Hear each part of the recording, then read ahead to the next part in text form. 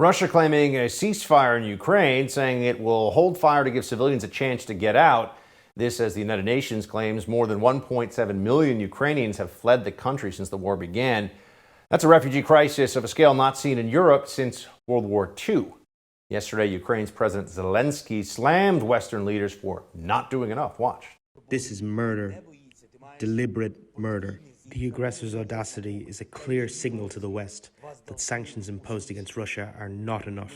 For they haven't got them, they haven't felt them over there. They've not noticed that the world is truly resolute, truly seeking to stop this war. You will not hide from this reality. In the meantime, Russia has told Ukraine it is ready to halt military operations, quote, in a moment, if Kyiv meets a list of conditions. This is according to a Kremlin spokesman today. They're demanding that Ukraine cease military action, change its constitution to enshrine neutrality, acknowledge Crimea as Russian territory, and recognize the separatist republics of Donetsk and Luhansk as independent states. So, should Zelensky take the deal? Our next guest says yes. Jack Posobiec, host of Human Events Daily, joins me now to discuss this. Jack, good to see you. Hey, Buck, always a pleasure. Tell us why. Tell us how. What do you think about this? Is it, first of all, is it an offer made in seriousness? Do you think the Russians would actually stop if these conditions were met? And then analyze for us why you think that is or is not the right move for Zelensky.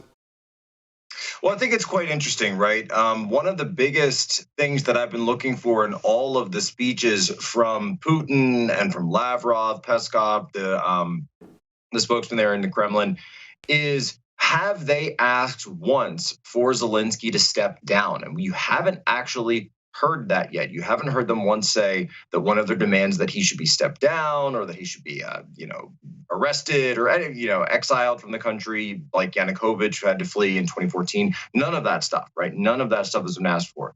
And so I think that Zelensky should say something along the lines of, we're willing to discuss this, hold the ceasefire while we're holding discussions and negotiations, but at the same time, he has to get guarantees in. Look, you can't just have these Russian preconditions. You also have to have your own conditions. So those conditions should include bringing in peacekeepers from the United Nations, find a neutral third party, maybe a non-NATO source to come in and be those peacekeepers, bring other people in who could be observers, who could actually see what's going on the ground, and then absolutely demand that the Russian military forces begin to fall back to their original positions, whether that be across the border in Russia or back down all the way in Kiev.